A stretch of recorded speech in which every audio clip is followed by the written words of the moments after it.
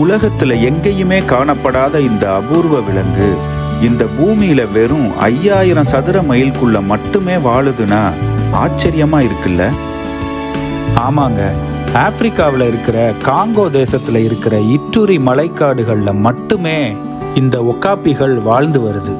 ஒட்டகச்சிவிங்கியோட குடும்பத்தை சேர்ந்த இந்த ஒக்காப்பிகள் சில சமயம் வன ஒட்டகச்சிவிங்கின்னு, அதாவது ஃபாரஸ்ட் ஜிராஃபின்னே அழைக்கப்படுது. ஒட்டகச்சிவிங்கி மற்றும் வரிக்குதிரையுடைய கலவையா இருக்கிற இந்த விலங்கு 20ஆம் நூற்றாண்டுல தான் மேற்கத்திய உலகத்துக்கு தெரிய வந்துச்சு. 1887ல் ஹென்றி மார்டன் ஸ்டேன்லிங்கிற இங்கிலாந்தை சேர்ந்த ஒரு ஆய்வாளர் தன்னோட காங்கோ பயணத்தப்போ உள்ளூர் மக்கள் ஒரு வினோதமான விலங்கை பத்தி அவர்கிட்ட சொல்லியிருக்காங்க. அதை ஒரு வகை கழுதன்னும் அந்த மக்கள் அதை அட்டின்னு அழைக்கிறதாவும் தன்னோட குறிப்புல ஸ்டான்லி சொல்லியிருக்காரு. இத பிற்காலத்துல ஒக்காப்பிதான்னு பிற ஆய்வாளர்கள் உறுதி செஞ்சிருக்காங்க.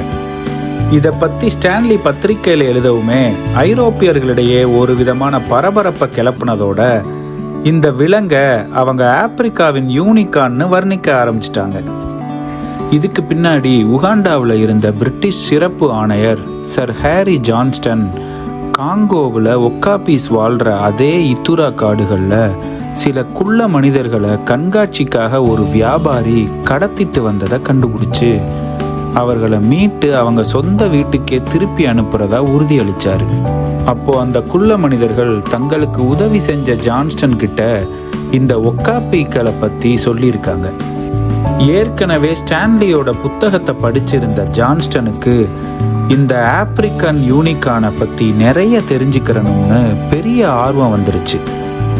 அவரை அழைச்சிட்டு போன குள்ள மனிதர்கள் அந்த விலங்கோட கால் தடத்தை காட்டினாங்க. அவர் ஏற்கனவே இந்த விலங்கை பற்றி கேள்விப்பட்டதை வச்சு அதோட கால் தடம் ஒரு குதிரை அல்லது கழுதையோட கால் தடத்தை போல இருக்கும்னு எதிர்பார்த்த ஜான்சனுக்கு ஆச்சரியமுற்ற மாதிரி அந்த கால் தடம் வித்தியாசமா இருந்துச்சு. அது வரைக்கும் மேற்கத்திய நாடுகள்ல யாருமே பார்த்திடாத அந்த விலங்கை எப்படியாவது பார்த்துடணும்னு இத்தூரி காடுகள்ல தேடி அலைஞ்சாரு. ஆனா அப்போது கூட அவர்னால அதை பார்க்க முடியல.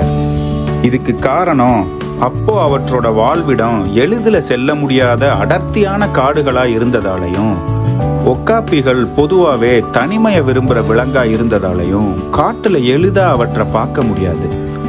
இந்த காரணத்தால பலரும் இந்த விலங்கு ஒரு கட்டுக்கதைன்னு நினைச்சாங்க. இந்த வீடியோ பிடிச்சிருந்தா கீழே இருக்க லிங்கை கிளிக் பண்ணி இதனுடைய முழுமையான வீடியோவை பாருங்க.